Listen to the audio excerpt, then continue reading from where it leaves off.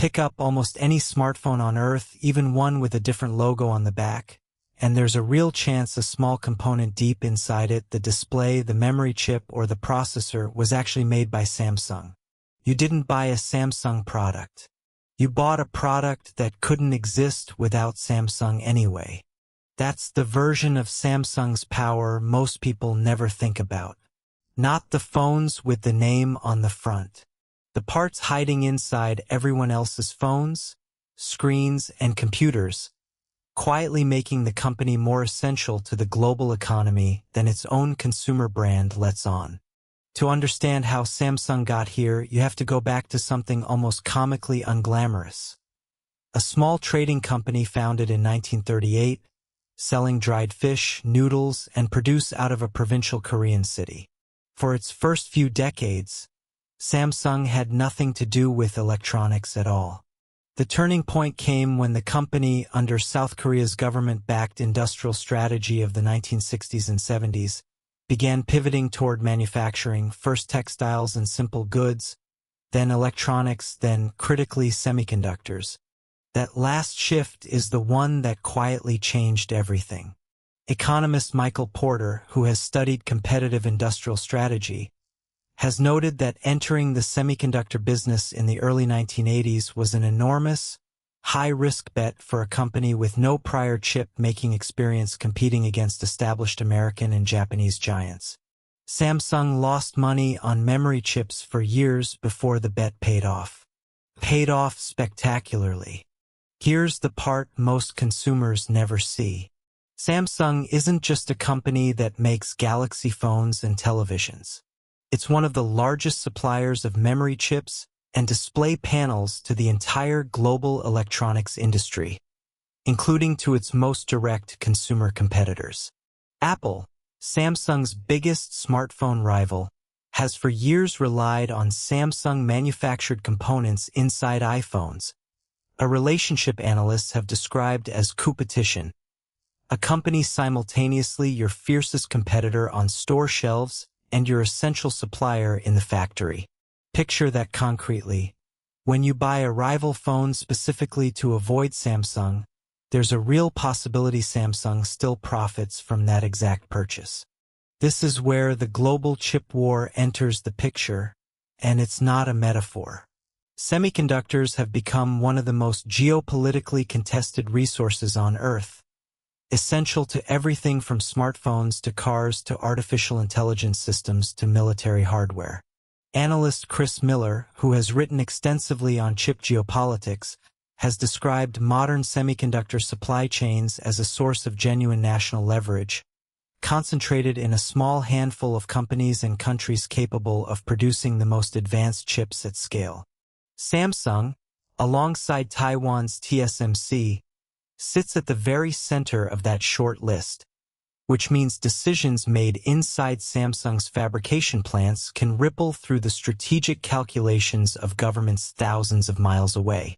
Export controls, trade restrictions, and government subsidies aimed at chip manufacturing have all, in recent years, treated Samsung less like an ordinary private company and more like a strategic asset to be courted, protected, or restricted depending on which government is doing the calculating. When major economies compete to attract new chip factories onto their own soil, offering enormous tax incentives and subsidies in the process, Samsung is routinely one of the handful of companies capable of credibly building at the scale being requested, giving it negotiating leverage that few private corporations anywhere in the world can claim. Picture what that concentration actually means for South Korea itself.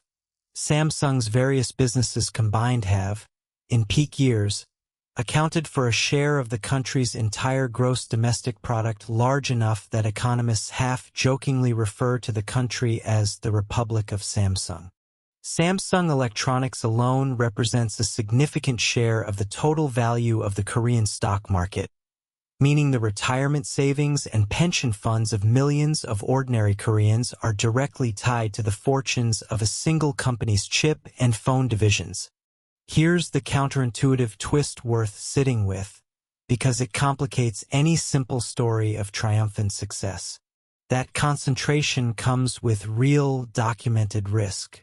Sociologist Eunmi Kim has pointed out that when a single company becomes this deeply woven into a national economy, downturns in its specific industries, memory chip price crashes, display market slowdowns, don't just hurt Samsung shareholders. They ripple into national export figures, currency stability, and government tax revenue in ways that a more diversified economy would be far better insulated against. Korea's greatest economic strength and its single largest point of systemic vulnerability turn out to be the exact same company. Now compare that to how Samsung's biggest rival operates. Apple, unlike Samsung, doesn't manufacture its own chips or displays at scale. It designs products and relies on outside suppliers, Samsung among them, to actually build the components. Samsung represents one kind of power, owning the entire vertical chain, from raw silicon to finished phone, spanning shipbuilding, construction, and insurance along the way. Apple represents a different kind, controlling design, software, and brand loyalty while treating manufacturing as something to be sourced out to whoever builds it best.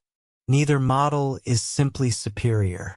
They're different bets about where value and control actually live in a global supply chain, and Samsung's bet happens to make it indispensable to companies that would very much prefer not to need it. Picture the fuller arc, side by side. A dried fish stall in a provincial Korean city in 1938.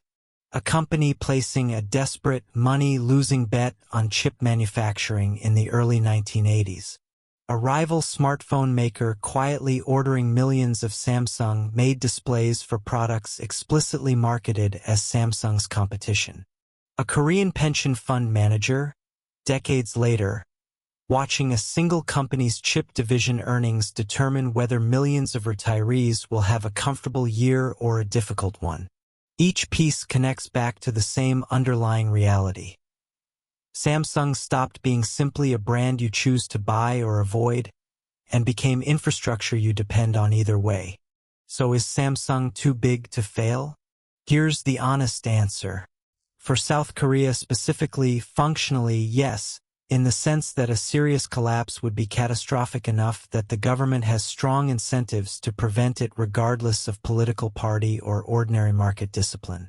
For the global electronics industry, the answer is nearly as strong. So much of the world's chip and display supply currently flows through Samsung's fabrication plants that a serious disruption wouldn't just hurt Samsung.